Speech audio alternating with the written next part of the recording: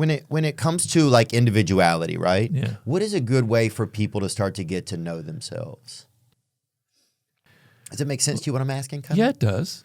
Well, I keep coming back to something that I tell a lot of people I think is very important is the desire to know yourself. So people are very good at faking it. And you could be out there and listening and you go, yeah, I kind of want to know myself better. Okay, let me get online and get, they just forget about it because the other forces are stronger than them. You have to have a level, that if you're in recovery, a level of disgust. You have to hit bottom. Yeah. You have to go, I don't want to be like this anymore. I want to find out who I am. I want to touch that core of individuality that I know is still within me, that soul that I believe is still there. You have to have the desire. If there's no desire there, if you're just mimicking, if you're just saying it just for the sake of it because it sounds good, I can't help you. But if it's still there, yeah, you want to start by, there are many paths you can take. A very good path is to take a journal and start journaling, right? And writing down your thoughts and writing down your dreams. And when I say that, I say, don't do it on a computer. I know a lot of young people don't know how to handwrite anymore, but pick up a pen. I still handwrite a lot of things. Pick up a pen and a journal and write it down. Dreams, I know this sounds woo-woo, but it's not. Dreams are really powerful, very interesting. They're going to tell you a lot about yourself, right? Mm-hmm. It's going to tell you about those journeys your brain takes at night that are pretty fantastical. Okay, you write that down. You go back into your childhood and you go, what was it that made me so different, that was so weird about me? What was it that I was attracted to? As you go through that process, things will start coming up.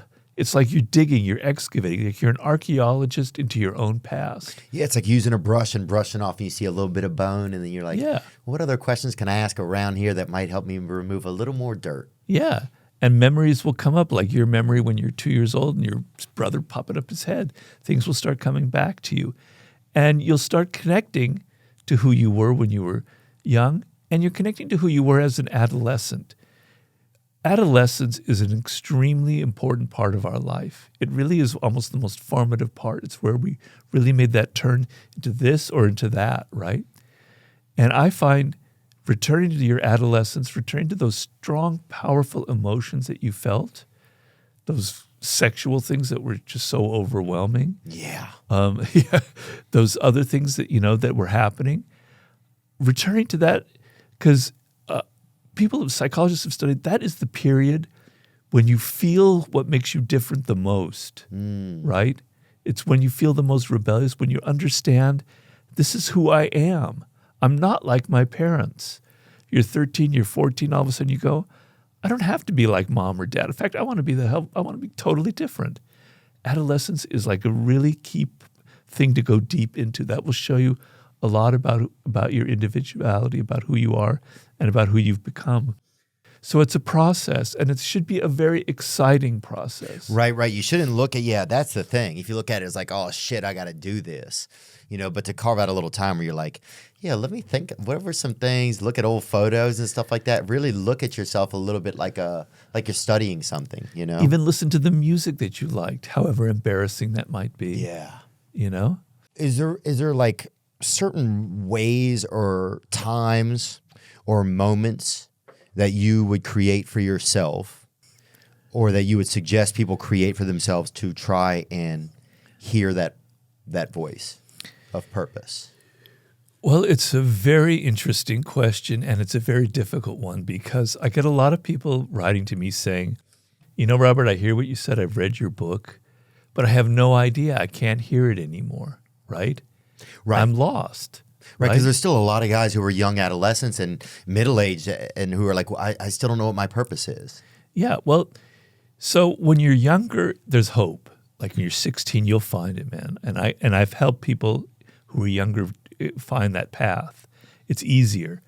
By the time you're 30 or 40, it gets more and more difficult. When you're 50, I don't know. It's possible, but it's harder and harder and harder.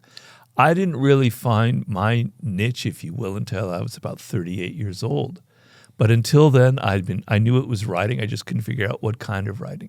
But you have to go through a process. The problem that most people have is they're not connected to themselves. They're too outer directed. They're not inner directed. So what you need to be doing is you need to be looking at yourself, not listening to others, not listening to what's on social media, not listening to what your peers are saying, but listening to yourself, who you are, what really, truly excites you. You have to cut out all that other stuff that your parents told you, that other people are telling you.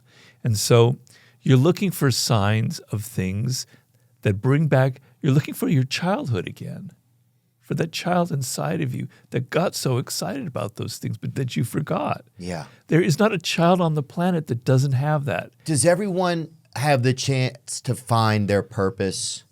Say if somebody they accidentally got a girlfriend pregnant in high school, something like that, and they got really put off track, developed a lot more responsibility. Because sometimes responsibility takes away the freedom that you have, and even just the space in your life to feel anything. Right. But those people they don't not have a purpose. Maybe they just haven't been able to reach it. Well, yeah. I mean, these things happen to everyone. We're all human beings. We're flawed. We can't see the future. Especially when we're young, we make mistakes. We do things that we later regret, etc. And I've dealt with people who say, I'm stuck in a horrible, horrible job. I have, just like your scenario, I have a child I have to support, a family to support, and I'm flipping burger. I'm working at Dairy Queen. I don't care, whatever it is, right? Yeah, what selling do I do? things, braiding hair at the beach, something like that. Or telemarketing back in the day. Yeah. So what do I do? Well, the first thing you have to do is you have to realize that you have to want to get out of it, and you have to want it badly enough. So you got to figure out a path out of this trap that you're in. And it is a trap because if you're living paycheck to paycheck, it becomes a habit and it's going to stay with you your whole life. So every time there isn't a paycheck, you're going to freak out and you're going to go get the quickest, easiest job that you can get. You have to break out of that. So I tell people, even in the most despondent circumstances, first of all, think of what is that childhood thing that you loved? It doesn't have to be specific. It doesn't have to be a very specific job. It's just something that excited you, all right? Okay, we want to start moving in that direction. So let's say you're flipping burgers, but what really excites you is video games and programming, which is fine. That could be a path in life, right? Mm-hmm. But you want to be a programmer. You want to be the person creating video games, all right? So let's do some research. What is the first step what's the entry-level job that people take? What is the education that will lead to that kind of thing?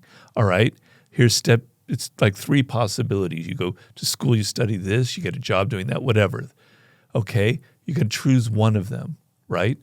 And you're going to start doing it right away. So you still have your job, you're still paying for your family, but you're going to go to school at night. You're going to take a side job. When you go home at night, you're going to study things on the internet, which is an amazing resource that nobody had 30 years ago. You're going to learn new skills in your spare time, even in the only 2 or 3 hours a day that you have. You're going to create a little space in your brain for moving in that direction, a little wedge that's going to open up. And I've had this feedback. Just knowing that that's happening, that's just knowing that's a possibility, that I don't have to be flipping burgers, that I don't have to be this horrifying, soul-sucking salesman my whole life, and that I can go this other route. It's enough to excite the hell out of you. It's enough to get you out of it. It's enough to give your life some meaning and some purpose. Yeah, and then you will follow that sort of thing. That energy, it's like it really becomes a magnet in your life. Yeah.